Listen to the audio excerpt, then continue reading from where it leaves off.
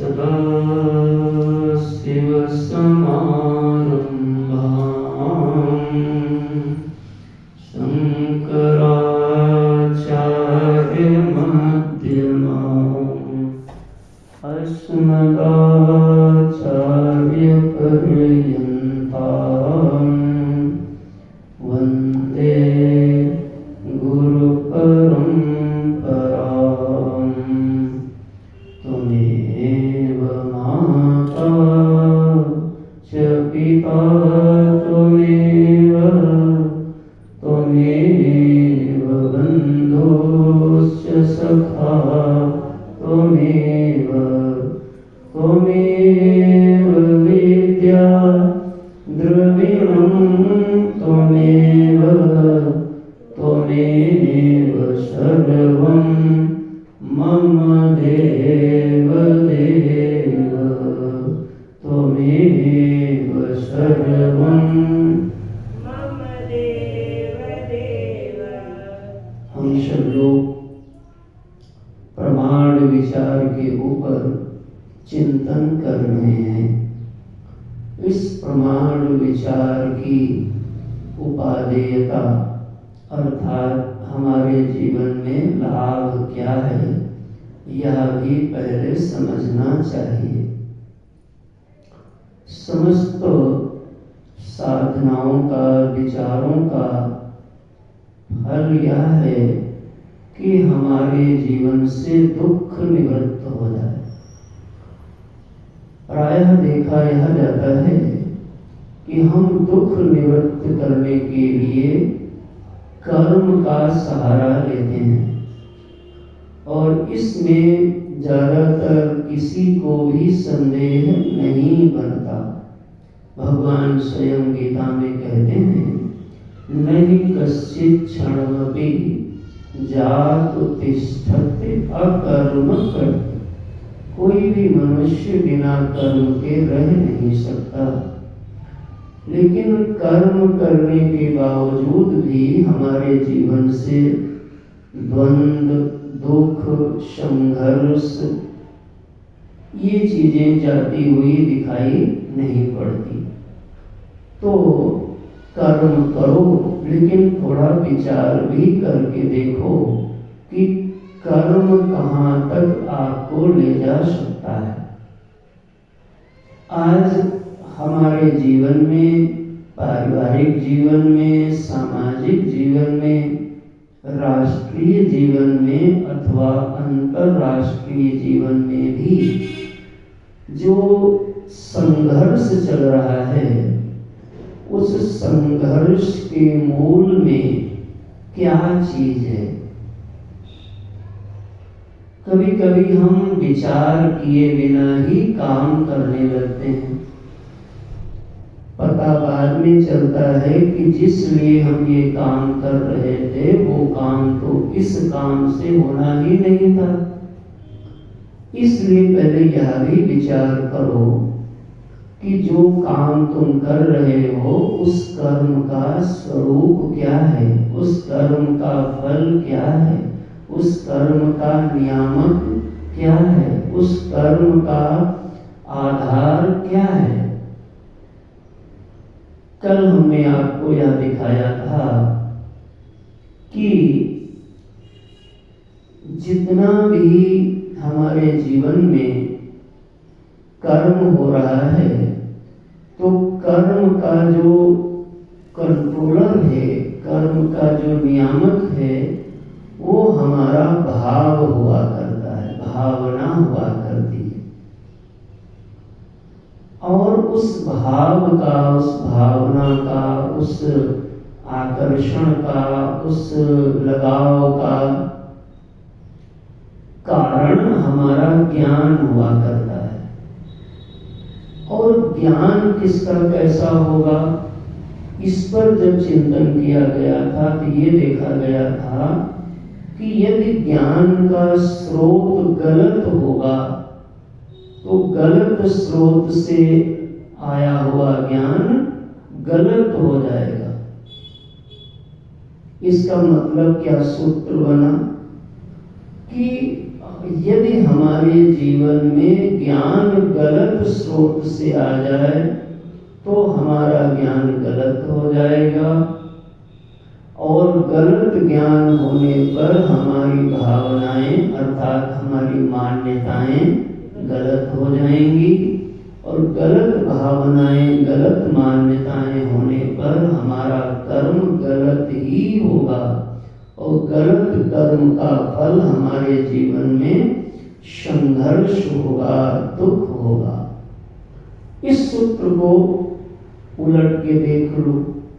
अगर हमारे जीवन में ज्ञान सही स्रोत से आ जाए तो सही स्रोत से आया हुआ ज्ञान सही होगा, और सही ज्ञान से जो मान्यताएं जो भावनाएं बनेगी वो सही बनेगी, और सही मान्यता सही भावनाएं जब चित्त में बन जाएंगी तब हमारे जीवन में कर्म जो होगा वो सही होगा, और सही कर्म यदि होगा तो आपके जीवन में सहर्ष होगा, संघर्ष नहीं होगा, हर्ष सहित जीवन होगा। इसको एक छोटा दृष्टांत देते हैं बात को समझने के लिए। भागवत कथा में वर्णन आता है कि महाराज उत्तानपाद की 2 पत्नियां हैं। एक पत्नी है सुनीति और एक पत्नी है सुरुचि। सुरुचि के जीवन में रुचि की प्रधानता है, रुचि उसको अच्छी लगती है, और सुनीति माता के जीवन में नीति की प्रधानता है। एक बार ध्रुव जी खेलते हुए अपने पिता राजा उत्तानपाद की गोद में बैठने जा रहे थे, तो उसी समय पास में रुचि थी, सुरुचि जी थी, और सुरुचि अम्मा ने ध्रुव जी को पिता के गोद में बैठने नहीं दिया, हटा दिया और बहुत कुछ कहा। अब आप इस इतनी बात का चिंतन करो। सुरुचि का जो ये व्यवहार हुआ और उस व्यवहार से जो संघर्ष प्रकटा, उस व्यवहार और उस संघर्ष के पीछे सुरुचि के चित्त की मान्यता और सुरुचि के चित्त में जो भावना है वो बैठी है। क्या है कि ये पुत्र हमारा नहीं है, ये हमारी सवत का पुत्र है। देखो आप देखा ये भावना कैसे बनी, क्योंकि इस प्रकार का ज्ञान उसके अंदर बैठा हुआ है। और वह ज्ञान कहाँ से आया है? इसी समाज से आया है कि सवत से सुख नहीं मिलता, तो उसके अंदर एक प्रमा बुद्धि बन गई कि सुनीति को निकालो और सुनीति के पुत्र को भी गादी पर बैठने मत दो। देखो तो जो संघर्ष प्रकटा वो संघर्ष तो दिखाई पड़ता है, लेकिन संघर्ष के मूल के बीज के रूप में क्या बन रहा है? ज्ञान बन रहा है। आज विश्व के भीतर किसी भी सोसाइटी, किसी भी कंपनी, किसी भी उद्योग, किसी भी प्रतिष्ठान, किसी भी परिवार में जहां जहां ये समस्याएं दिख रही हैं, उन समस्याओं के कारण का निदान न करके हम समस्या के जो बाह्य चीज है उसको निदान करना चाहते हैं। लोग कहते हैं आपस में भाईचारा होना चाहिए। भाईचारा कोई ऐसी चीज नहीं है जो गले लगने से हो जाए। गला एक हो जाए, शरीर एक हो जाए, उससे भाईचारा नहीं बनेगा। एक तब होगा जब हमारा आपका दिल एक हो। कहते हो ना भाई कि इनका तो शरीर भले मिले लेकिन इनका दिल नहीं मिलता, और दिल कब मिलेगा? जब दिमाग मिलेगा। कहते हो ना, दिमाग मिले बिना दिल नहीं कभी मिलेगा। और दिमाग माने होता है ज्ञान। बात खुल गई कि नहीं खुली? इसका मतलब अगर ज्ञान एक नहीं होगा तो हृदय की भावना एक नहीं होगी, तो व्यवहार एक नहीं होगा, तो परिणाम भी एक नहीं होगा। अब ये महिमा है शुद्ध ज्ञान की प्राप्ति की। ये मैंने आपको कुछ कथन करके दिखाया। अब एक नियम यह भी दूसरा देखा जाता है कि जाने बिनु न होय प्रतीति और बिनु प्रतीति होय नहीं प्रीति। क्या मतलब हुआ कि अज्ञात से प्रेम नहीं होगा। जब तक हम किसी चीज की विशेषता को नहीं जानेंगे तब तक उससे हमारा लगाव नहीं होगा। तो यह जो प्रमाण विचार का प्रसंग चल रहा है, यदि प्रमाण महिमा तुम नहीं समझ पाओगे तो इस ज्ञान से भी तुम्हारा प्रेम नहीं होगा। इसलिए इसकी महिमा समझो। यानी संघर्ष को खत्म करना है तो लोग हाथ रोकने से संघर्ष नहीं रुकेगा, हाथ बदलने से संघर्ष नहीं रुकेगा, स्थान बदलने से संघर्ष नहीं रुकेगा, दिशा बदलने से संघर्ष नहीं रुकेगा, कपड़ा बदलने से संघर्ष नहीं रुकेगा, स्थान बदलने से संघर्ष नहीं रुकेगा। सोच के बताना बदल जाए तो कब बदलेगा? जब हमारा ज्ञान बदलेगा। यदि ज्ञान बदल जाए, कई बार लोग कहते हैं महाराज हमारी बहू को समझाओ, तो क्या कहना चाहते हैं कि महाराज इसको कुछ ज्ञान दे दो। आप यही कहना चाहते हैं हमारे बेटा को समझाओ महाराज, ऐसे कहते हैं ना महापुरुषों से, संतों से, गुरुजनों से, महाराज हमारे बेटा बेटी को, बहू को थोड़ा क्या कर दो, समझा दो। तो ये इतना सरल काम लगता होगा आप सबको, लेकिन हमें तो लगता नहीं इतनी जल्दी कोई समझ ले और कोई समझा भी दे भाई। तो इसकी महिमा को आप समझिए और आदर करो। बहुत भटकने से, बहुत भागने से आपको कुछ प्राप्त नहीं होगा, बहुत विचार करने से आपको प्राप्त हो जाएगा। तो यह महिमा है इस प्रसंग की, जिसका नाम है प्रमाण विचार। यानी संपूर्ण दुख को यदि समाप्त करना चाहते हो, संपूर्ण द्वंद्वों को समाप्त करना चाहते हो, संपूर्ण संघर्षों को समाप्त करना चाहते हो, तो उसके मूल में है आप अपने ज्ञान को शुद्ध करो।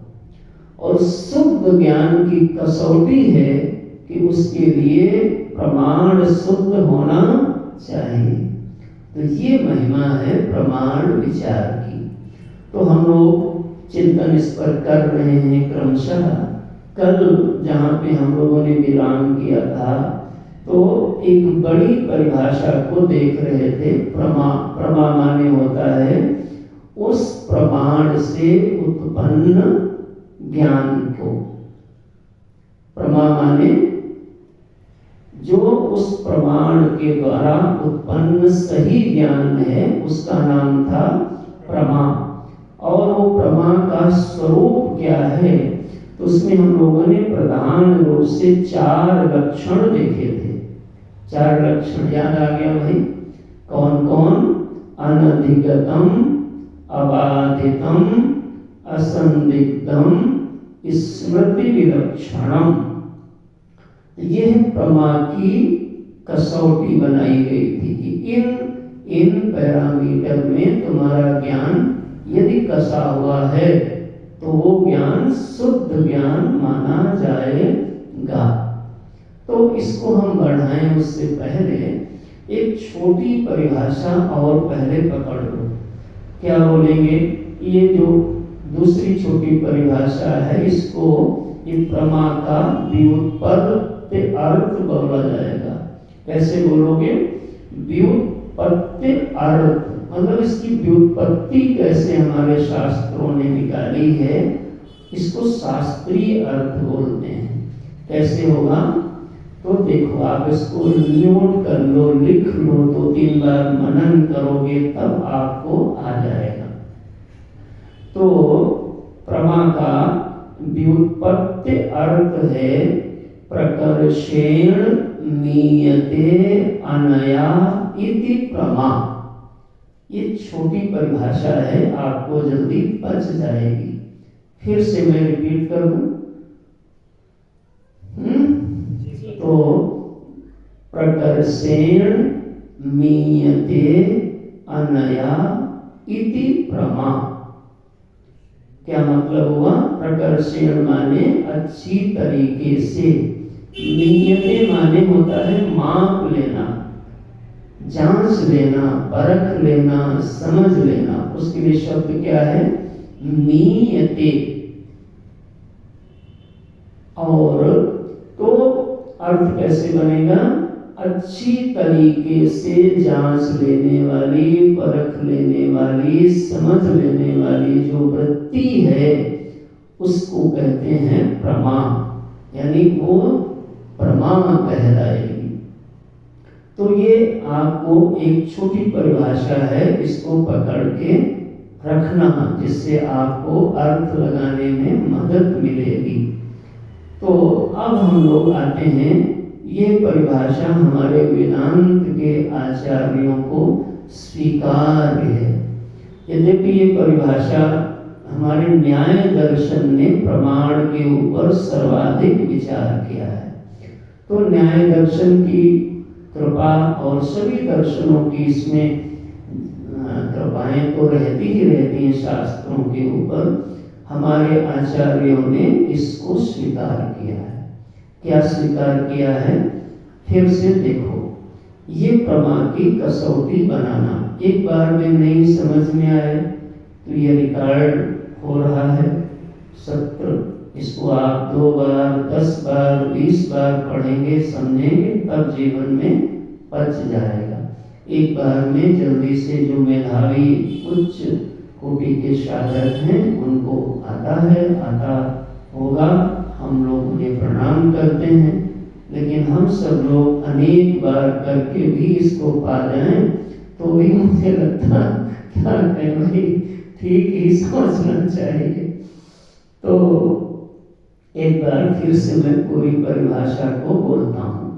अनधिगतम अबाधितम असंदिग्धम स्मृति विलक्षणम यह यथार्थानुभवः सा प्रमा तस्याह करणम प्रमाणम। ये इस तरीके से बताया जाएगा। तो कल हम लोगों ने इन शब्दों के ऊपर चर्चा किया था। एक बार इन चारों शब्दों को पुनः देखो जल्दी से। पहला शर्त है अनधिगतम, इधर भी देखो और नोट भी बनाते रहो, दोनों काम करो। प्रमा उसको कहेंगे जो अनधिगत शर्त को पूरा करे। इसका क्या मतलब होता है? इसका मतलब होता है वह ज्ञान जो एक प्रमाण से प्राप्त हो, उसका जो प्रमाण है उसी से जो प्राप्त हो, अन्य प्रमाण से अधिगत ना हो, उस ज्ञान को हम सही ज्ञान मानेंगे। आराम से सीखो। जैसे रूप ज्ञान के संदर्भ में नेत्र ही प्रमाण है, तो आप ये नहीं बोल सकते कि रूप का ज्ञान कई प्रमाणों से हो सकता है। यदि आप ऐसा बोलोगे तो अभी आपने जाना नहीं है। तो रूप का ज्ञान समझ में आ रही बात, आराम से बताया जा रहा है। रूप का ज्ञान नेत्र रूपी कर्ण के द्वारा तो होगा, लेकिन अन्य कर्णों से इसका अधिगम नहीं होगा। तो अनधिगतम यानी जो अपने प्रमाण के अलावा, अपने कर्ण के अलावा अन्य किसी भी कारण से उसका अधिगम न किया जा सके, उसको बोलेंगे, उससे जो ज्ञान उत्पन्न होगा उस ज्ञान को प्रमा बताया जाएगा। ठीक है। जैसे रसना के संदर्भ में यदि आपने छू के बताया बहुत स्वादिष्ट बनी है, देख के बताया बहुत स्वादिष्ट बनी है, सूंघ के बताया बहुत स्वादिष्ट बनी है, कितनी इंद्रियां हो गई? और कौन बचा? हाँ, स्पर्श तो बता दिया, छू के बताया, आंख से देख के आपने बताया बहुत स्वादिष्ट बनी है, लेकिन आपने रसना का प्रयोग नहीं किया। तो यह जो ज्ञान होगा वो ज्ञान कैसा होगा? यह ज्ञान आपका अनेक प्रमाणों से प्राप्त है। इसका मतलब यह ज्ञान उचित अनधिगतम, और यह ज्ञान जब रसना से प्राप्त होगा तब यह ज्ञान सही ज्ञान तुम्हारा माना जाएगा। इसको थोड़ा अच्छे से समझ लो कि किसी भी प्रमा की उत्पत्ति में जो उसका वाजिब कारण है, वाजिब प्रमाण है, वाजिब स्रोत है, उससे जब वो ज्ञान प्राप्त करोगे तब तुम्हारा ज्ञान सही ज्ञान होगा, बाकी आपको भ्रम होगा। इसको बिल्कुल बुद्धि में बिठा लो। ठीक है। अभी ये सीखते सीखते जब ईश्वर के विषय में बात आएगी तब तुमको इसका लाभ दिखेगा।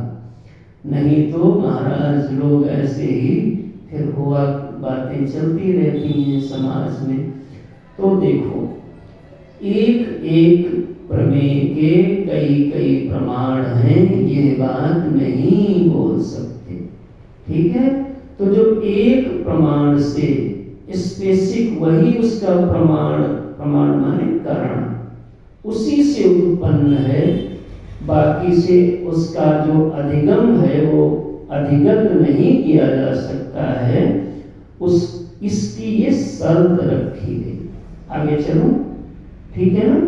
जैसे मैंने कल हाथी का दृष्टांत दिया था कि हाथी का रूप बताओ, तो हाथी का रूप 4 आदमी को बताने के लिए लगाया गया, लेकिन उनके पास में नेत्र चारों के पास में नहीं थे।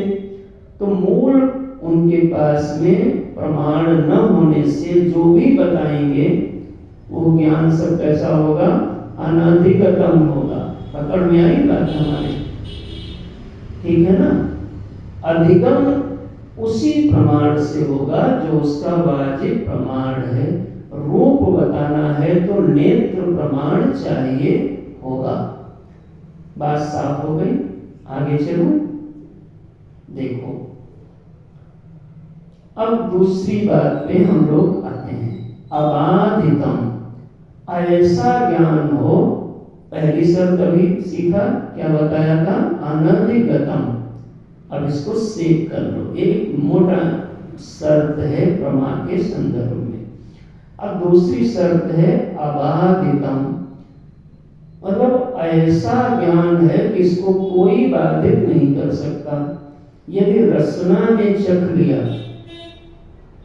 खीर को, रसना ने चख लिया, तो रसना ने चख करके बताया बहुत स्वादिष्ट है, और किसी और ने रसना से नहीं चखा उसी खीर को, बल्कि सूंघ के, छू के, आंख से देख के बताया बहुत बेकार है, तो जिसने रसना से चखा है उसकी बात कट जाएगी। ये है अबाधितम। जिस बात को, जिस अनुभव को कोई और तरीके से काट न सके कोई भी प्रमाण, ये प्रमा की दूसरी शर्त है। समझ में मुझे लगता आ गया होगा आपको। तो आगे बढ़ता हूं। ठीक है। 2 शर्त हो गई। तीसरी है असंदिग्धम। असंदिग्धम का अर्थ क्या किया था कि उसमें कोई भी संदेह ना रहे। देखो, संदेह कब होता है? जब उभय पक्ष हो जाते हैं। जैसे आप यहाँ से किसी जगह जा रहे हो और अचानक एक ही सड़क चल रही है, तो तुम्हें संदेह होता है कि इधर जाए कि इधर जाए? कुछ बोलो तो नहीं होगा, क्योंकि एक ही है। लेकिन जैसे दूसरा मार्ग आता है, 2 या 3 मार्ग आ गए, 4 मार्ग आ गए, तो 4 मार्ग आएंगे तो उनको क्या बोलोगे? चौराहा। हाँ, हमारे यहाँ चौमहनी बोला जाता है महाराज, तो जौनपुर में चौमहनी बोलेंगे महाराज। चारों तरफ रास्ता, मुहानी माने होता है मुंह किया हुआ है मार्ग में। तो देखो कैसे शब्द बनते। तो अब वहां पे आपको संदेह हो जाएगा कि इधर जाएं कि इधर जाएं कि इधर जाएं कि इधर जाएं, तो उसमें संदिग्धता हो गई। संदेह को ही संदिग्धता कहते हैं। तो जिस ज्ञान में संदेह हो, संदिग्धता हो, उसको भी प्रमा नहीं कहेंगे। तो ऐसे जब आपने खीर को चख, अब यही दृष्टांत पकड़े रहोगे तो पक्की हो जाएगी बुद्धि में।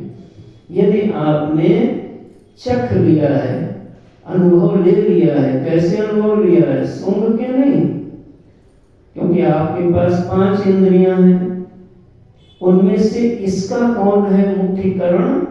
स्वाद की इंद्री है रसना, और रसना से अगर आपने खाया, अनुभव किया, तो अब आपके अनुभव में कोई सूंघ के, छू करके, देख करके, है ना, सुन करके बताए कि इसका स्वाद खराब है, इसका स्वाद बहुत गड़बड़ है, आपकी जो अनुभव है वो कटेगी नहीं ना।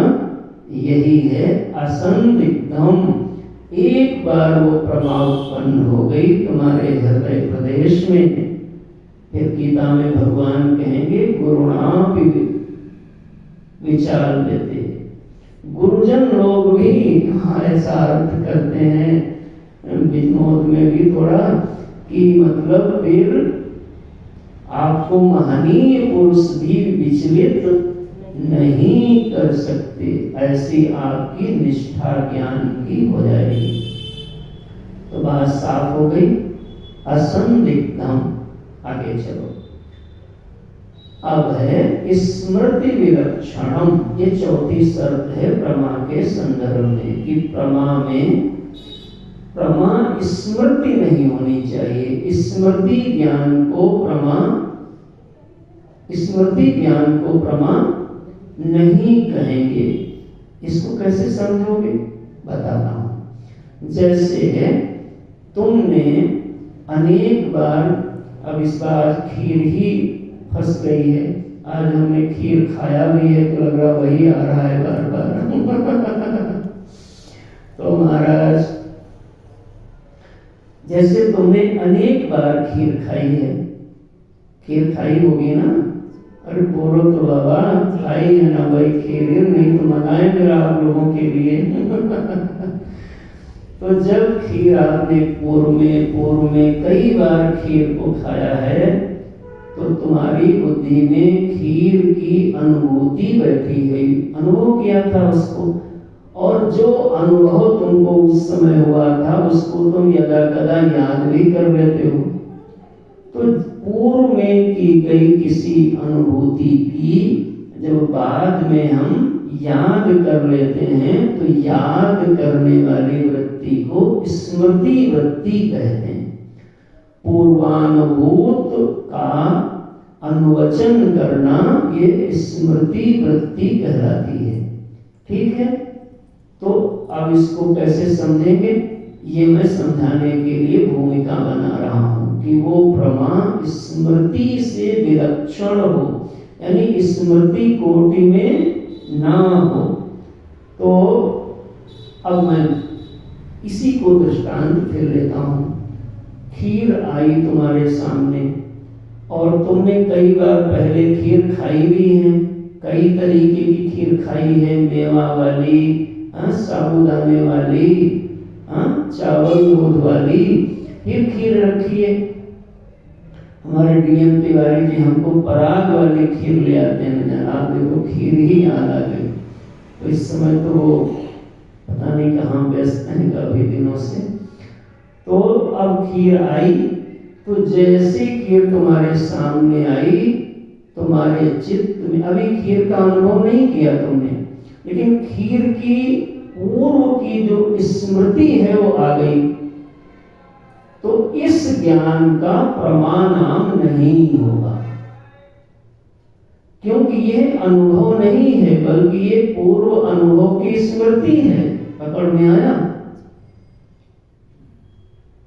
यह प्रमाण नहीं है, स्मृति ज्ञान प्रमाण नहीं होगी, संदिग्ध ज्ञान प्रमाण नहीं होगा, बाधित ज्ञान प्रमाण नहीं होगा, और अन्य प्रमाणों से अधिगत ज्ञान प्रमाण नहीं हो सकता। ये हमारे वेदांत के आचार्यों का चिंतन है। तो बात साफ कर दूं, खीर रखी है, आपने चम्मच लिया, भगवान को भोग लगाया, और जैसे ही आपने खीर खाई, पुनः आज फिर से खीर खाई, तो इस समय जो अनुभव आया, अब ये स्मृति नहीं है, ये क्या है? लेकिन जैसे अनुभव हो गया, अनुभव होने के क्षणांतर में पुनः जब इसको तुम याद करोगे तो स्मृति बन जाएगी, लेकिन अनुभव काल में ये स्मृति नहीं है। तो प्रमा की ये 4 शर्तें मानी गई। ठीक है? क्यों नहीं स्मृति को प्रमा मानते हैं? तो कहा देखो, स्मृति एक ऐसी चीज है, कैसी चीज है कि इसमें जो स्मृति होती है, यदि ब्रह्म ज्ञान है तुम्हें तो ब्रह्म की ही स्मृति होगी, और अगर सही ज्ञान है तो सही ज्ञान की स्मृति होगी। ज्ञान एक अनुवाद है महाराज, ठीक है ना? स्मृति में कोई परिवर्तन नहीं हो सकता है। ब्रह्म यदि है तो तुम्हें ब्रह्म की स्मृति होगी, और अगर सही ज्ञान है तो सही की स्मृति होगी। इसलिए हमारे आचार्यों ने स्मृति को यहाँ पर प्रमाण रूप में नहीं लिया, बल्कि स्मृति विलक्षणम, यानी स्मृति से जो विलक्षण अनुभव हो रहा है उसको प्रमा माना गया। एक दृष्टांत ले लो और जिससे तुम्हारी बुद्धि में बात बैठ जाए। जैसे तुमने अभी यहाँ पर जागृत अवस्था में तुमने एक बगीचा देखा, उसमें बढ़िया मंदिर था, ठीक है? तो अभी देख करके आए, घर में आए तो बगीचा मंदिर की याद आई कि नहीं आई? तो जब पूर्व में अनुभव करते हो किसी चीज का, उसमें जो याद बाद में आती है उसको बोलेंगे स्मृति। स्मृति माने पूर्व की अनुभव का याद करना।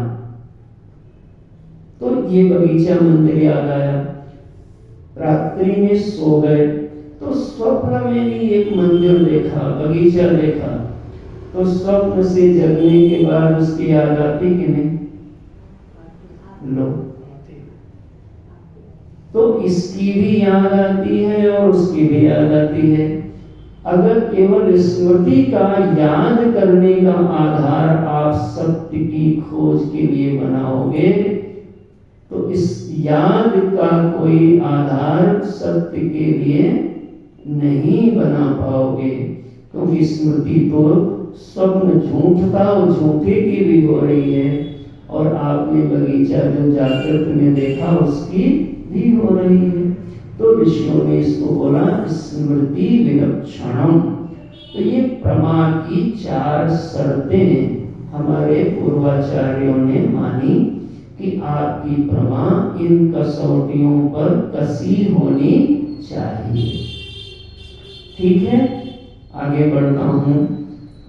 यथार्थानुभव, यथार्थानुभव माने जो प्रमाणांतर से, यानी अन्य किसी प्रमाण से खूब मनन करना, आराम आराम से, कालांतर से। ये नहीं कि आज आपको रूप जो है नेत्र से दिखा और इससे पुराने जमाने में नेत्र से रूप नहीं दिखता था, हाथ से दिखता था, ऐसा था क्या? या आगे कोई और काल आएगा जिसमें रूप कहीं और से दिखने लगेगा, पैर से दिखने लगेगा, ऐसा होगा क्या? तो कहा ये ऐसा अनुभव है जो कालांतर, यानी काल में अंतर होने पर भी इस अनुभव में अंतर नहीं हो सकता। आराम से समझो, प्रमाणांतर यानी प्रमाणों में अंतर होने पर भी इसमें अंतर नहीं होगा। और देशांतर, देशांतर माने लोकांतर, लोक बदल जाए, किसी अन्य लोक में कोई चला जाए तो भी इस अनुभव में अंतर नहीं होगा। तो जो यथार्थानुभव है वह प्रमाणांतर से, कालांतर से, देशांतर से बाधित नहीं होगा। ऐसा जो अनुभव होता है उसको बोलते हैं प्रमा। प्रमा माने सही ज्ञान। अब उसको आप किसी तरीके से काट देखो, यही वो ज्ञान है जिन पर महाराज सर कट गए लेकिन विचार नहीं कटा। जो आज बड़े बड़े देशों में लड़ाइयां हो रही हैं वो ज्ञान के लेके ही लड़ाइयां हो रही हैं, मान्यताओं को लेके ही लड़ाइयां हो रही हैं, वर्ग संघर्ष, क्लास डिवीजन, आप समझते हैं इन बातों को। घर में भी जब संघर्ष होगा तो समझना ये जो संघर्ष उतरा है, ये संघर्ष पहले दिमाग में डिवीजन हुआ, और दिमाग में डिवीजन ज्ञान के डिवीजन के साथ में ही होगा। अगर ज्ञान एक है तो भावना, संवेदना एक होगी और व्यवहार एक होता है। तो ये मैंने आपको प्रमा के विषय में एक बार चर्चा की जा रही है।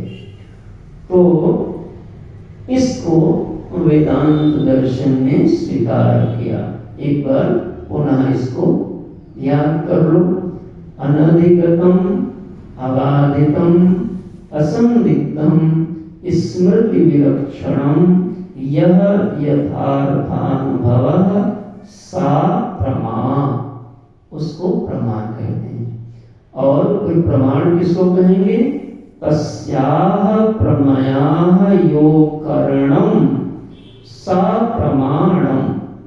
देखा, तो ऐसी प्रमा का जो जनकत्व जिस करण में होता है उसको बोलेंगे प्रमाण।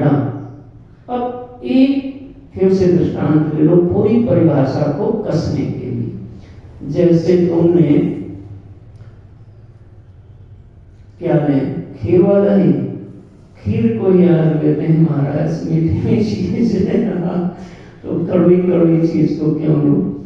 तुम अब खीर के संदर्भ में देख लो। खीर अनधिगतम, यदि आपने रसना से उसको स्वाद लिया तो अन्य किसी भी इंद्रिय से अधिगत नहीं कर सकते, काट नहीं सकते। और कैसी है? अबाधितम, बाधित होगा अनुभव तुम्हारा, बोलो, नहीं हो सकता। और असंदिग्धम, कोई संदेह है उसमें, बोलो तो। और जो तुमने अनुभव किया वो अनुभव पूर्व के अनुभव से विलक्षण होगा, स्मृति विलक्षणम, वो स्मृति ज्ञान नहीं है, क्या है? अनुभव है। अनुभव और स्मृति में अंतर होता है। तो चारों लक्षण देखो, तुमको मैंने घटा के दिखाया। यह माने जो यथार्थानुभव, तो अब आप कह सकते हो कि ये खीर बहुत सुंदर बनी है। इसमें स्मृति ज्ञान का मिश्रण नहीं है, संदेह का मिश्रण नहीं है, खंडित होने का यानी इस ज्ञान को काटा नहीं जा सकता और भी किसी से इसमें परिवर्तन नहीं किया जा सकता। तो ऐसा जो अनुभव है, ऐसा जो ज्ञान है, उसी को सही ज्ञान कहते हैं। और फिर वह ज्ञान कटता नहीं। तभी तुम मीरा जी जो बनती हैं, गोस्वामी पाद तुलसीदास जी महाराज बनते हैं, इनको बनाने वाला इनका ज्ञान है, इनकी समझ है।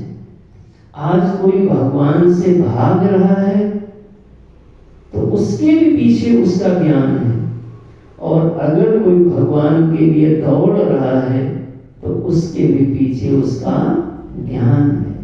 कोई राष्ट्र की रक्षा के लिए लगा है, उसके भी पीछे उसका ज्ञान है।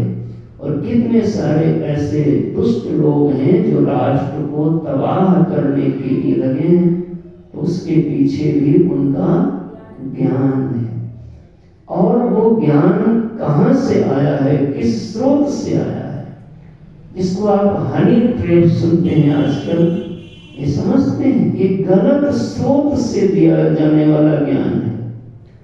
बड़े बड़े जो संगठन हैं गलत लोगों के, वो भोली भाले नौजवान युवक युवतियों को ज्ञान ही देते हैं। और कैसा ज्ञान देते हैं?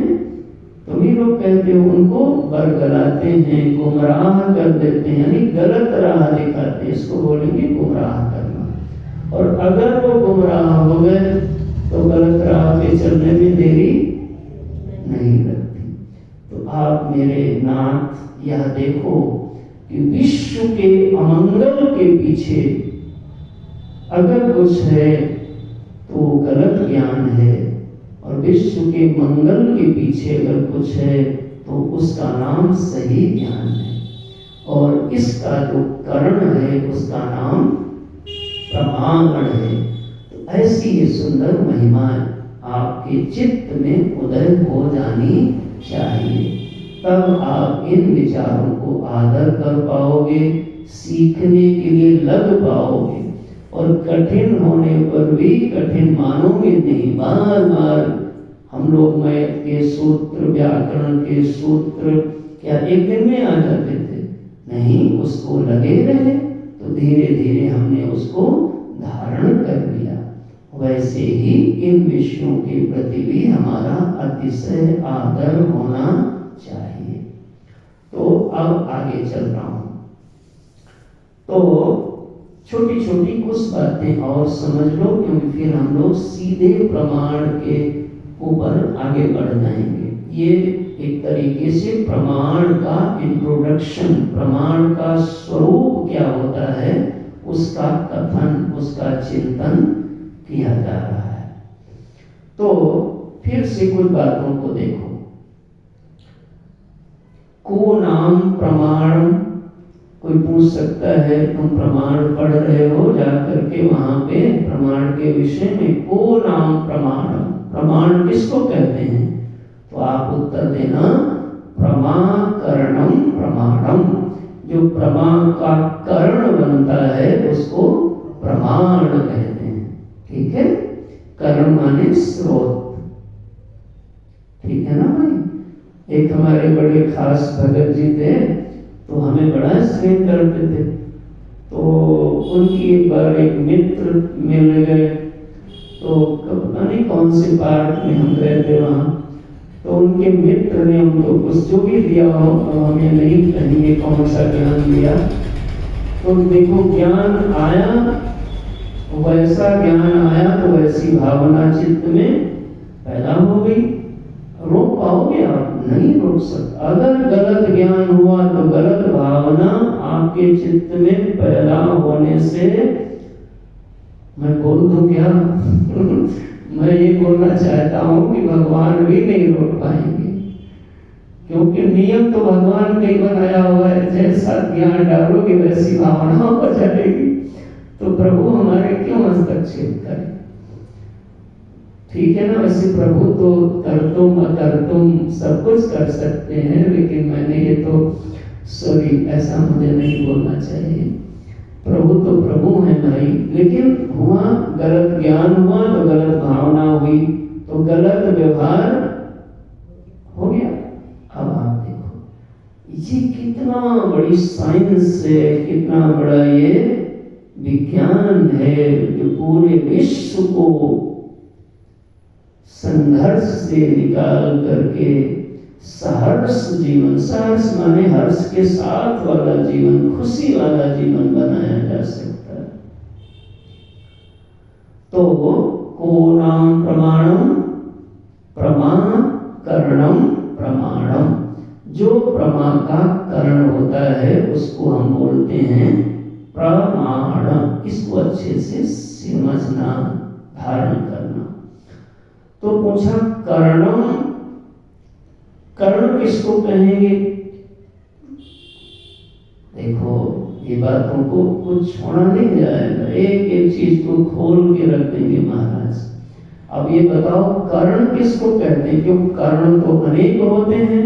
तो देखो कहा साधनतम कर्णम, ये पाणिनि जी महाराज की परिभाषा है।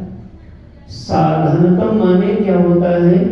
एक होता है साधन, एक है साधन तर, एक है साधन तम। अच्छा जैसे मान लिया तुमको यहाँ से दिल्ली जाना है, ठीक है ना भाई? तो दिल्ली जाना है तो एक तो साधन ये है कि अपने पैरों से चल पड़ो। पैर को भी साधन कहते हैं नहीं? या तुम पैर से नहीं चले तो कहा चलो हम अपनी मोटरसाइकिल से चल देंगे, साइकिल से चल देंगे, ये भी साधन कहलाएगा। क्या साधन नहीं कहलाएगा? कहलाएगा, लेकिन ये सामान्य साधन है। साधन तर क्या होगा? क्या आपने बढ़िया अच्छी ट्रेन में वंदे भारत में हमारे माननीय प्रधानमंत्री जी सुंदर सुंदर ट्रेनें, सुंदर राष्ट्र बना रहे हैं, तो सुंदर ट्रेनें चल रही, तो आपने उसमें बढ़िया टिकट करा दिया, तो ये क्या हो गया? साधन तर। लेकिन आपके पास में जेट विमान है पर्सनल, या नहीं है तो आपका कोई उद्योगपति है, उसने कहा महाराज रुको मैं आपको जेट विमान भेज रहा हूँ, सीधे आपके लिए वो आएगा पर्सनल और आपको यहाँ से लेके सीधे वहां ले गया। तो ये साधन तम हो गया। साधन तम माने इससे ज्यादा और बढ़िया और कोई साधन नहीं हो सकता। तो यहाँ पर जब कारण शब्द का प्रयोग किया जा रहा है, कहाँ किया गया कारण का प्रयोग? प्रमा करणम प्रमाणम, प्रमा का जो करण है उसको प्रमाण कहते हैं। तो पूछा करण नाम किम, कर्ण किसको कहेंगे? तो क्या बोला? साधनतम करणम, जो साधनों में साधनतम है, यानी उससे बेहतर उस विषय में और कोई साधन नहीं है, उसको बोलेंगे साधनतम करण। फिर दृष्टांत के बिना नहीं चल पाओगे। जैसे तुमको रूप ज्ञान करना हो, तो रूप ज्ञान करने के लिए हाथ आया, उसने कहा रुको हम बताते हैं। इतने में नाक आई, सोचा लगा होंगे कुछ सुन के बताएं, आई ना। इतने में कान भी लग गया, इतने में त्वचा भी लगी, छूने लगी। तो ये सब जितने आए रूप के बारे में कुछ न कुछ सोचने लगे, इतने में आंख आ गई। तो ये सब जितने साधन थे, ये साधन थे यानी कारण मात्र थे। और जब नेत्र आ गया तो नेत्र क्या हो गया? साधनतम, यानी उसकी समता और कोई नहीं कर सकता। तो जो साधनतम करण होता है उसी को हम यहाँ पर करण कहेंगे। ये बात आगे आप ध्यान में रखना, ठीक है। तो आगे अब बढ़ता हूं। तो क्या मतलब निकला? मतलब ये निकला कि प्रमा के जनकत्व में, प्रमा की उत्पत्ति में करण मात्र को हम प्रमाण नहीं कहेंगे, बल्कि साधनतम करण को प्रमाण कहेंगे। क्लियर हुआ? प्रमा की उत्पत्ति में सामान्य करण को हम करण यहाँ पर नहीं कहेंगे, बल्कि पूरा करो, साधनतम जो करण होगा उसको हम करण कहेंगे, प्रमाण कहेंगे। तो अब परिभाषा बना लो कर्ण की। कैसे बनेगी कि कर्ण किसको कहेंगे? तो कैसे बनाओगे? प्रमायाः, यानी जो प्रमा है उसकी उत्पत्ति में जो असाधारण कर्ण है, साधारण कर्ण नहीं है, उसको बोलेंगे प्रमाणम। परिभाषा एक बार फिर से देखो, प्रमायाः असाधारण करणम प्रमाणम। साधारण करण प्रमाण नहीं होता, ठीक है। जैसे मैंने दृष्टांत दिया है, फिर से रिपीट कर देता हूं। जैसे रूप ज्ञान के लिए नेत्र आया, त्वचा आई, रसना आई, ये सब आ गए, मन भी आ गया, प्रकाश भी आ गया, लेकिन यह सब कारण तो मान लिए जाएंगे। आपको के कारण हम नहीं मानते, तो हम कहते हैं भी हम प्रकाश हटा लें फिर तुम बताओ, या मन को हटा लें तो बताओ। तो कर्ण की संज्ञा तो इनको हम दे सकते हैं, लेकिन असाधारण कर्ण ये नहीं हो सकते। असाधारण कर्ण उसको कहते हैं जिसके बिना वो काम संपन्न ना हो, उसको बोलेंगे असाधारण कर्ण। तो असाधारण कर्ण को ही यहाँ पर हम करण कहते हैं। तो परिभाषा पकड़ में आ गई।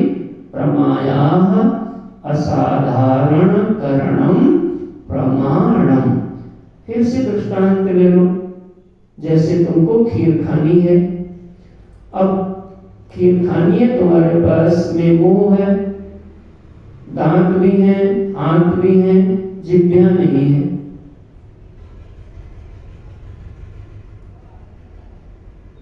लो, तो आपको भी महाराज हम जिह्वा के बिना काम नहीं चलेगा।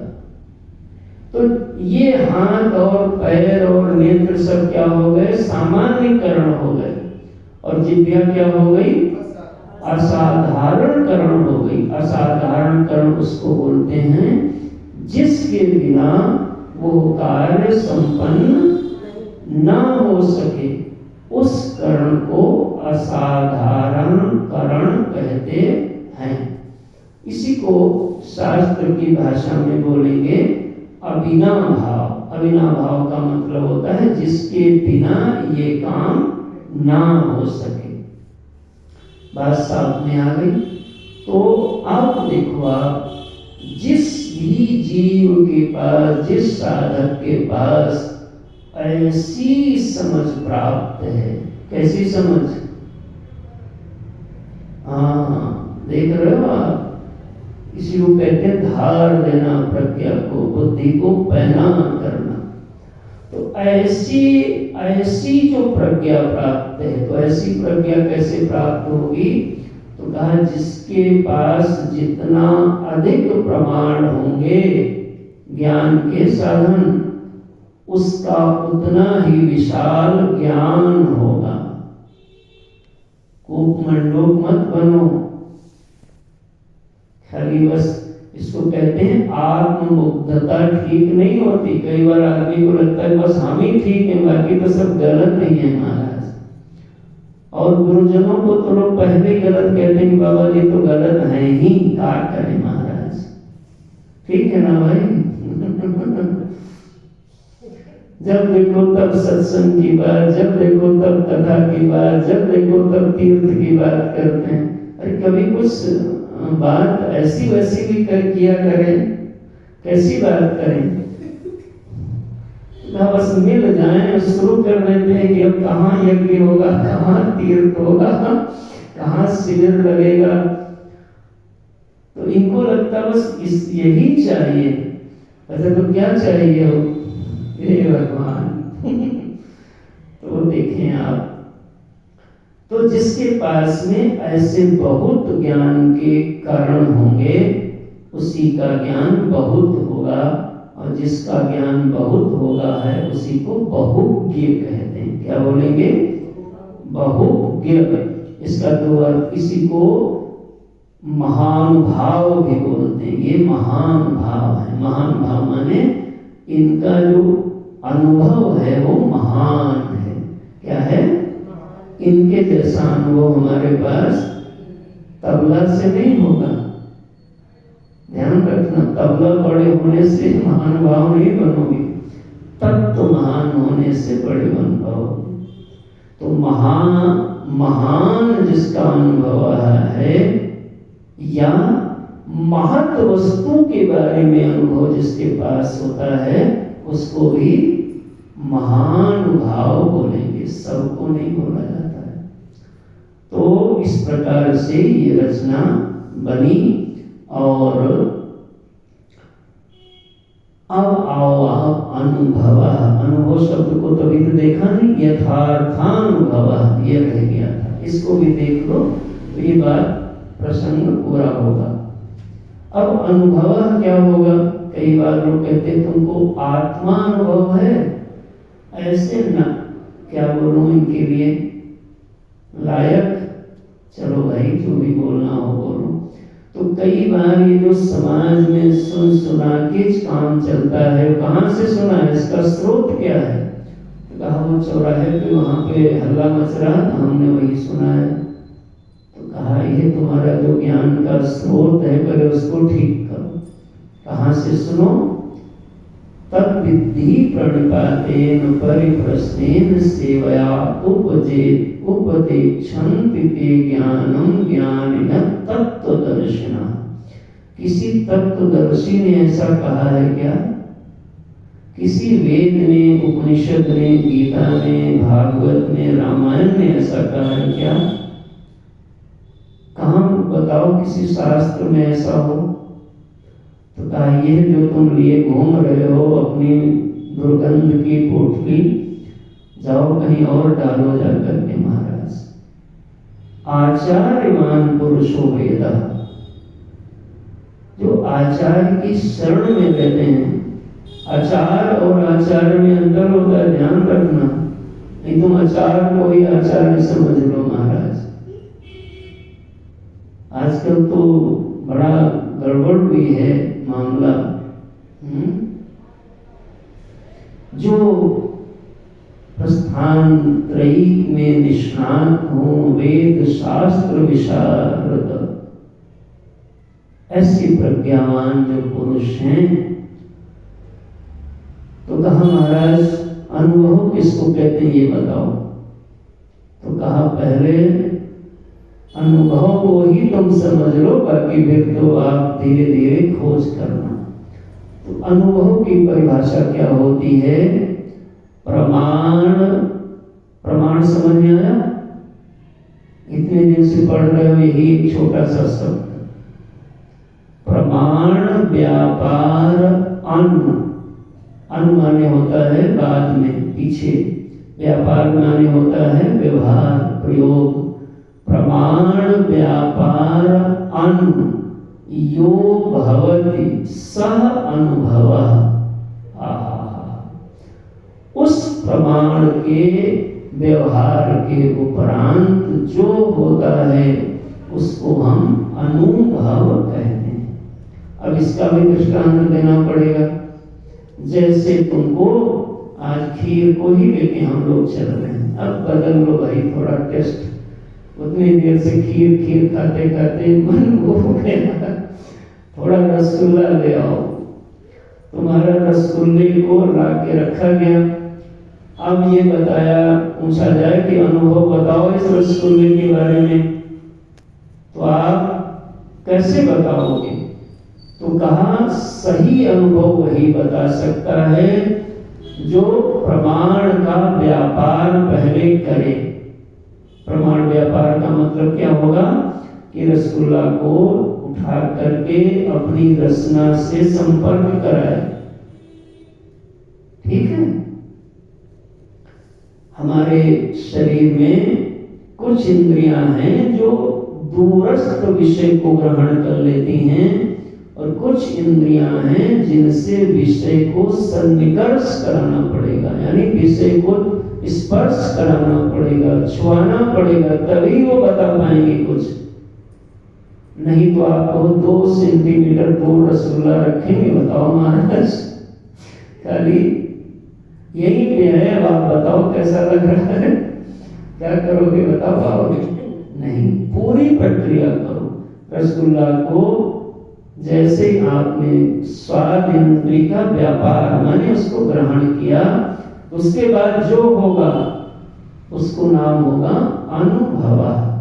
समझ में आ गई होगी, बड़ी सरल दृष्टांत लिया गया। तो परिभाषा अनुभव किसको कहते हैं, ये बात समझ लो, अच्छे से इसको याद करो, फिर जीवन में धारण करो। हर चीज का नाम अनुभव नहीं होता, गलत ही होगा। क्या अनुभव किसको कहते हो? प्रमाण व्यापार अनु। प्रमाण व्यापार के उपरांत जो बोध होता है उस बोध का नाम अनुभव होता है। कभी लोग पूछते हैं कैसा भोजन बना महाराज? अच्छा, कभी ऐसा करते हो कि भोजन ला के रखा हो और पूछ लिया हो? नहीं ना, कब पूछती हो? हाँ, अनुभवी मतलब पहले अंदर खाओ तो महाराज, प्रमाण व्यापार तो करो पहले। तुमने प्रमाण का व्यापार, यानी व्यापार माने होता है व्यवहार, पहले प्रमाण का प्रयोग तो करो, फिर बता पाओगे कैसा स्वाद आया। तो प्रमाण के व्यापार के उपरांत जो बोध होता है उसका नाम होता है अनुभव, उसको अनुभव कहते हैं। तो यह चर्चा प्रमाण के संदर्भ में आपको बताई गई, समझाई गई। अब हम लोग प्रमाण के ऊपर आगे बढ़ते हैं। ठीक है, तो कितने प्रमाण बताए गए थे? कितने प्रमाण होते हैं? हे भगवान, तुमने तो गजब कर दिया महाराज, और तुमने तो और भी गजब कर दिया। हे भगवान हे भगवान क्या होगा? मतलब आप लोगों का कोई दोष नहीं है, हमारा ही दोष है, हमने गलत बताया होगा। क्यों भाई, क्या ख्याल है? हाँ बोलो भाई। 9 प्रमाण बताए गए थे। हे भगवान, चलो लाज तो तुमने रखी। इसमें 6 प्रमाण मुख्य हैं और 3 अन्य प्रमाण जिनकी चर्चा में अन्य की संक्षेप में किया था। अब इन प्रमाणों को, ये तो प्रमाण का स्वरूप बताया गया अभी तक। अब प्रमाण 6 जो होते हैं ये कैसे काम करते हैं इसका विषय प्रारंभ होता है। तो 6 प्रमाणों में एक बार नाम यहाँ ले लो सभी लोग, एक बार लेना चाहो। कौन कौन है?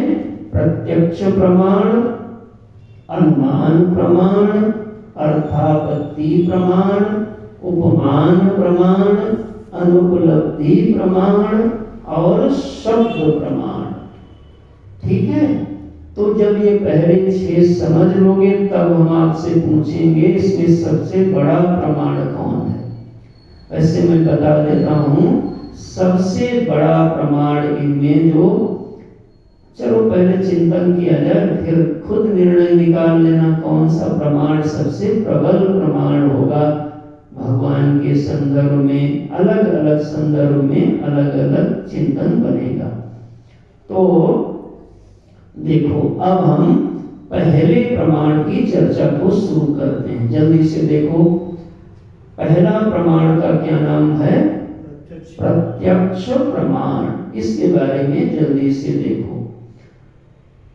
प्रत्यक्ष प्रमाण का अर्थ ये होता है कि अक्षम प्रति यो उत्पद्यते तत्प्रत्यक्षम, यानी इंद्रियों के सामने उनके जब विषय जो आते हैं, सीधे सीधे आते हैं, उन विषयों को हम प्रत्यक्ष ज्ञान कहते हैं। जैसे नेत्र के सामने रूप आया, तो रूप जो है वो नेत्र से क्या है?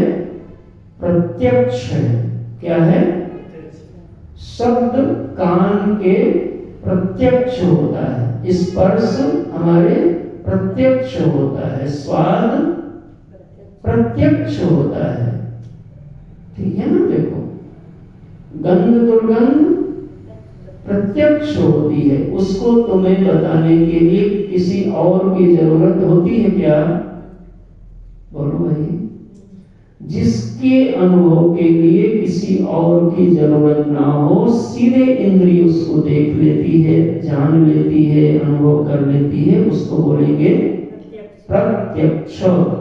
अक्षम प्रति यद ज्ञानम उत्पद्यते तत्प्रत्यक्ष ज्ञानम, जो सीधे सीधे इंद्रियों के सामने होने पर जो ज्ञान हो जाता है उसको बोलते हैं प्रत्यक्ष ज्ञान। तो ये जो प्रत्यक्ष ज्ञान होता है, यह प्रत्यक्ष ज्ञान प्रत्यक्ष प्रमाण के आधार पर होगा। प्रत्यक्ष प्रमाण कौन है? पांचों इंद्रियां इनमें प्रत्यक्ष हैं, तो इनका ज्ञान प्रत्यक्ष हो जाता है। ठीक है? समझ में बात आ गई होगी। तो यह जो प्रत्यक्ष प्रमाण है, प्रमाण माने होता है, अब तो इतनी बार मैं बोल चुका हूं, प्रमाण माने होता है, प्रमाण माने होता है। अब मैं आशा करता हूं कि अब आप बोलने लग जाओ। प्रमाण माने होता है ज्ञान का स्रोत। तो प्रत्यक्ष जो ज्ञान के स्रोत हैं उनको बोलेंगे प्रत्यक्ष प्रमाण। ये जो प्रत्यक्ष प्रमाण हैं वो तीन प्रकार के होते हैं। पहला होता है सविकल्प प्रत्यक्ष प्रमाण, दूसरा होता है निर्विकल्प प्रत्यक्ष प्रमाण, और तीसरा होता है योगज प्रत्यक्ष प्रमाण। अब देखो, ये अब एक नई हेडिंग चालू हुई, नया टॉपिक चालू हुआ। प्रत्यक्ष प्रमाण का विषय चल रहा है। अभी तक जो चला उसका नाम था प्रमाणों का स्वरूप क्या है। ठीक है? तो ये प्रत्यक्ष प्रमाण तीन प्रकार का हुआ। ठीक है? अब इसमें पहला वाला लो, सविकल्प प्रत्यक्ष प्रमाण। सविकल्प प्रत्यक्ष प्रमाण उसको कहते हैं, किसको कहते हैं? जिसमें जात्यादि संयोग सहितम यज ज्ञानम तत्सविकल्प कम। जो ज्ञान जाति, नाम, रूप, गुण, क्रिया, प्रभाव के साथ हमको होता है, उस ज्ञान को हम बोलते हैं सविकल्प ज्ञान। सविकल्प माने होता है जिसमें विकल्पों के साथ में ज्ञान होता है। ठीक है? पहले इसका दृष्टांत लो। जैसे आपने अपनी आंख से किसी पुरुष को देखा, क्या देखोगे? पुरुष देखोगे कि स्त्री? पुरुष। अच्छा, ठीक है। या घोड़ा वोड़ा देखा जाए, हाथी देखा जाए, क्या पसंद है भाई सबको? पुरुष।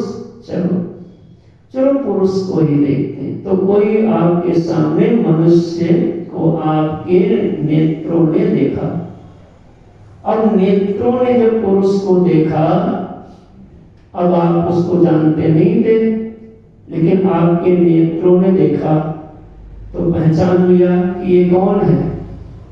अरे बोलो तो पुरुष है। तो जैसे आपने पुरुष को देखा वैसे आपके मन में इसका कोई नाम होगा, विकल्प हुआ ना। इसमें कोई गुण होगा, ये ड्राइवर है कि इलेक्ट्रीशियन है कि प्लम्बर है कि डॉक्टर है कि वकील है। देखो नाम गुण, इसका पावर क्या होगा। देखो आप धनी है कि गरीब है, देखो कहाँ रहता है, इसका स्वभाव क्या होगा।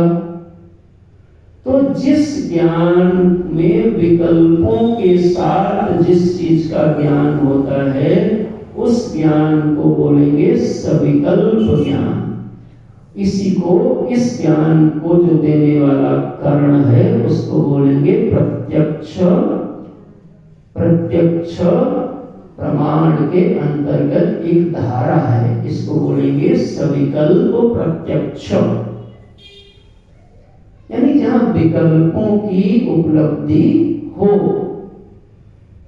आज हमने देखा हमारी राधा जी पायल पहनी थी, तो आपने देखा है ना, तो विकल्प है उसमें। हो सकता कल बदल जाए, हो सकता परसों दूसरी पहन लें, हो सकता आज ऐसा वस्त्र धारण किए कल वैसा हो। देखो जहां विकल्पों की उपलब्धि है उस ज्ञान को बोलेंगे सविकल्प ज्ञान है, लेकिन विकल्पों के साथ में ज्ञान होता है। तो एक बार इस बात को और अच्छे से समझ लो कि जो जात्यादि, जात्यादि माने जाति आदि के साथ जो भी ज्ञान होता है, जाति आदि माने होता है, आदि पद से सबको ले लिया जाएगा। गुण क्रिया प्रभाव स्वभाव आदि माने इस सबको डाल के देखो। जब ज्ञान जात्यादि के साथ में होता है, जात्यादि संयोग सहितम यज्ञानम तत्सविकल्पकम, जो ज्ञान जाति आदि के साथ होता है उसको बोलेंगे सविकल्प प्रत्यक्ष। अभी ज्यादा नहीं इसमें सुनो, एक दिन में नहीं बचेगा, आगे हम बढ़ जाते हैं। थोड़ा इतना जरूर याद रखना जो आज बताया जा रहा है। दूसरा है निर्विकल्प प्रत्यक्ष। निर्विकल्प प्रत्यक्ष क्या होगा, इसकी परिभाषा बनेगी जात्यादि संयोग रहितम यद ज्ञानम तत् निर्विकल्प कम। सविकल्प में क्या था, जात्यादि संयोग सहितम, और निर्विकल्प में क्या हुआ, जात्यादि संयोग रहितम। जिसमें जिस ज्ञान में जाति की नाम की कोई कल्पना ना हो फिर भी ज्ञान हो उसको बोलते हैं निर्विकल्प। ये सब मूल चिंतन है, इसी के आधार पर फिर झगड़ा होता है भगवान सगुण है कि निर्गुण है। समझ में आ रहा है आपको, ये कहाँ ले जाएगा। तो आप फैसला कैसे करोगे।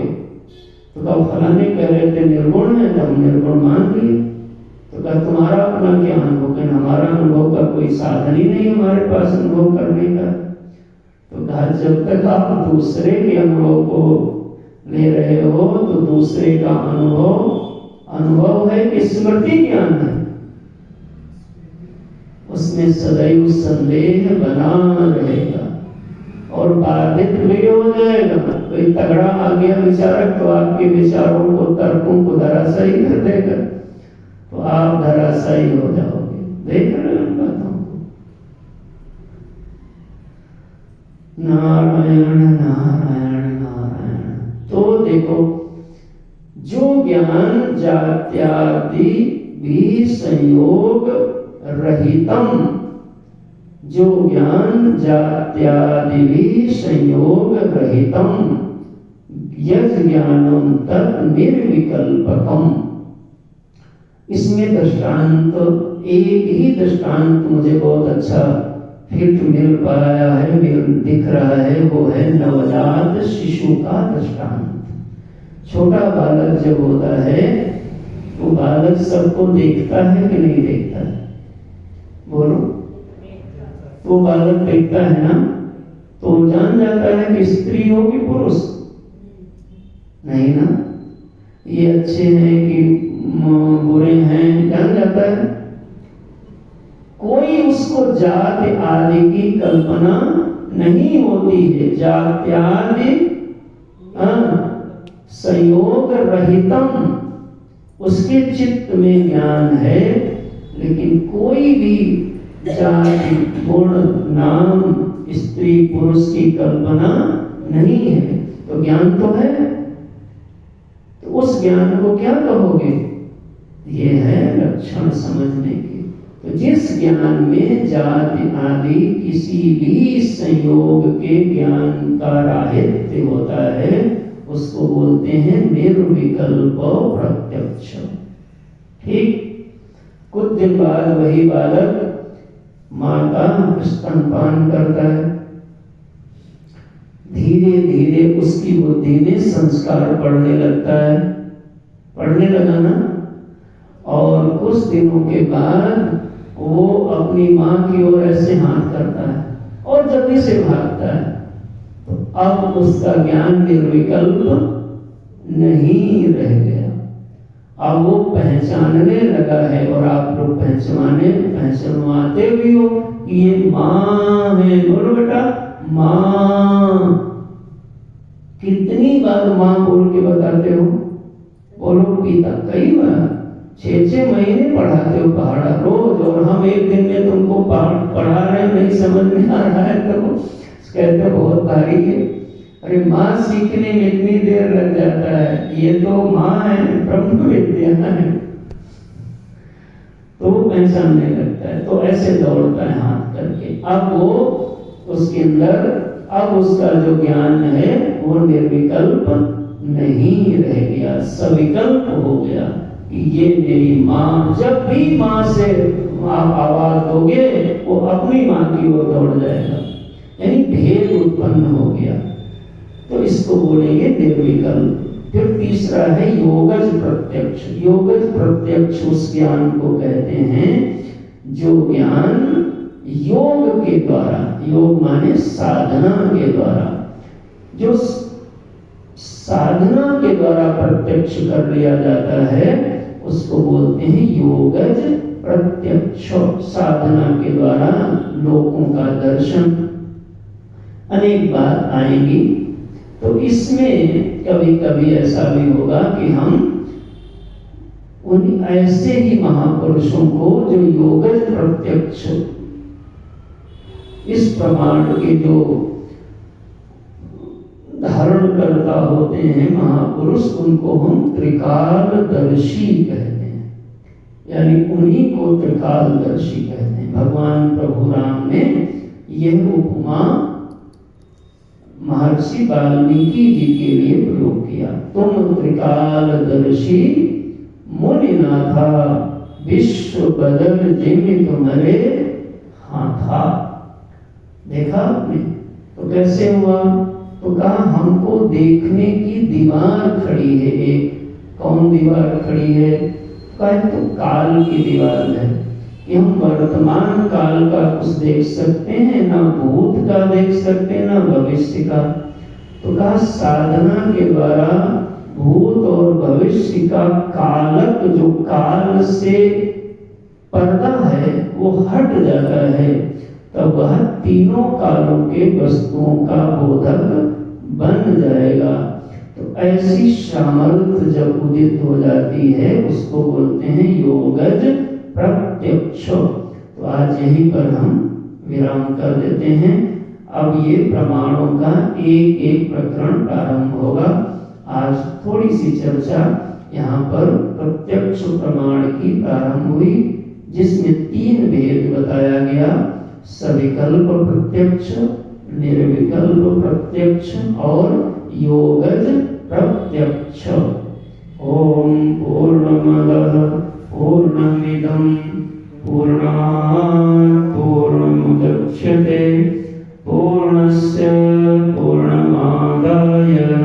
पूर्णमेवावशिष्यते। ओम शांति शांति शांति।